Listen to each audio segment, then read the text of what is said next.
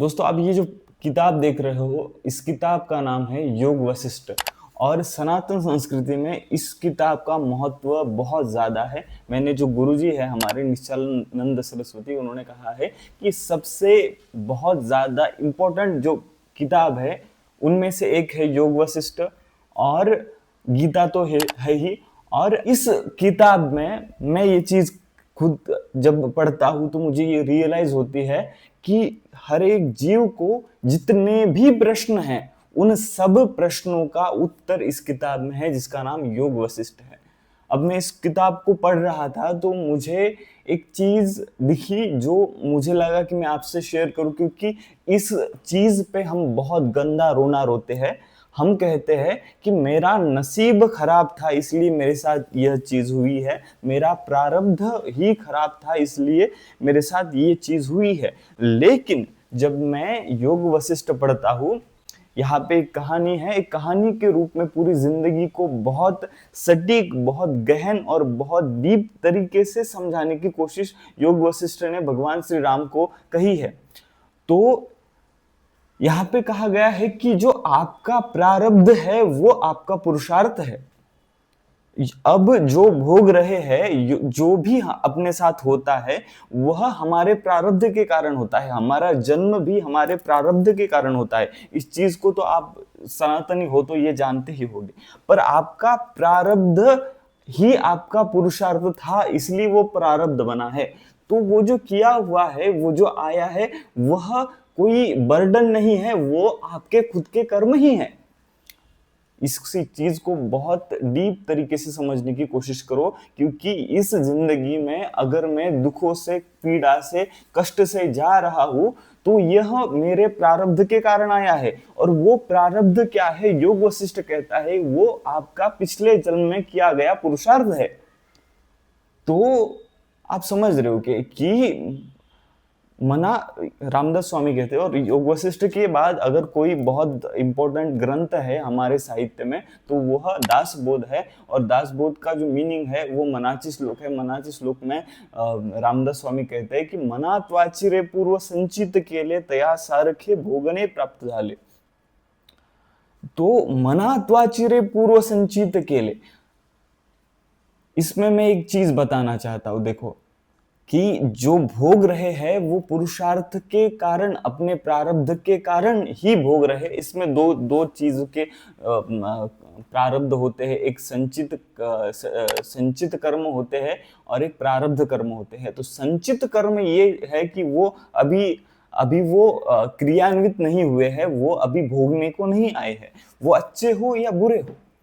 और अभी एक मैं इसमें और एक चीज ऐड करने जा रहा हूं कि जो इंसान इस भूलोक पर आकर खुश है, अपने भोगों का फल भोग रहा है, वो, उसके पास धन है, वैभव है, स्त्री है, बहुत चीजें हैं, तो वह अपने पुण्य का फल भोग रहा है।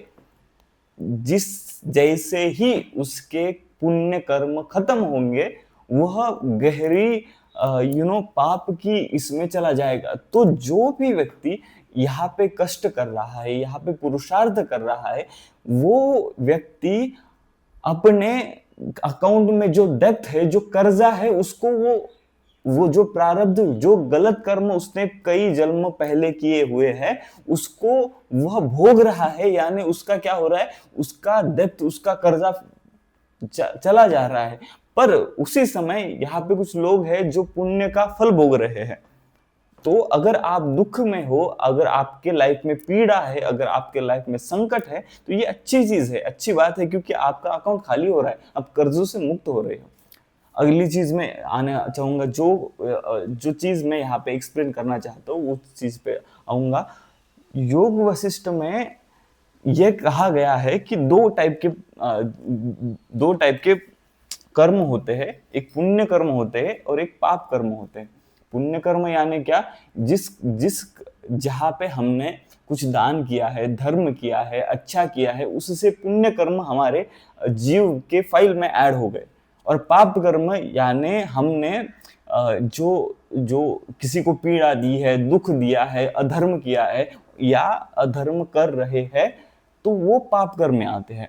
तो इन दोनों कर्मों के फलस्वरूप हमें यह जिंदगी मिलती है। और जिंदगी में ज्योतिष शास्त्र में जो जो ग्रह तारे होते हैं वो आपके प्रारब्ध के अनुसार होते हैं। आपने कहीं ना कहीं कुछ ना कुछ किया है, उसी तरह उसी समय आपको वह भोगने को आया है, चाहे वो अच्छी चीज हो चाहे वो बुरी चीज हो, पर वो प्रारब्ध आपके पुरुषार्थ के कारण ही आया है। और अगली चीज पे आ रहा हूं मैं, और ये चीज मैं अकेला ही नहीं कह रहा हूं, यहाँ पे प्रेमानंद महाराज भी ये चीज कहते हैं, निश्चलानंद सरस्वती भी ये चीज कहते हैं। और अगली चीज में ये बताना चाहता हूं कि योग वशिष्ठ में कहा जाता है कि पुरुषार्थ में इतनी ताकत है कि वह प्रारब्ध को कहीं नीची जगह पर मुझे यानी पुरुषार्थ बहुत ज्यादा बलवान है। इस शरीर में, इस जिंदगी में हमें मिला है जन्म, हमें एक मौका मिला है, एक अवसर मिला है सेवा का, दान का, धर्म का, पुण्य का, अच्छे कर्म करने का। और इस पुण्य कर्म से योग वशिष्ठ ये चीज कहता है, उस पुण्य कर्म से हमें मुक्ति की ओर हम जाते हैं, हम अच्छे हमारा निर्वाण की तरफ जाते हैं, हमारी मुक्ति हो जाती है पुण्य कर्म के फलस्वरूप। और अगर कोई कहता है कि मेरे से यह काम इसलिए नहीं हो रहा है क्योंकि मेरा नसीब ही खराब है, मेरा प्रारब्ध ही ऐसा है, मुझसे चीजें होती ही नहीं, तो योग वशिष्ठ कहता है कि आपका पुरुषार्थ सबसे ज्यादा बलवान है।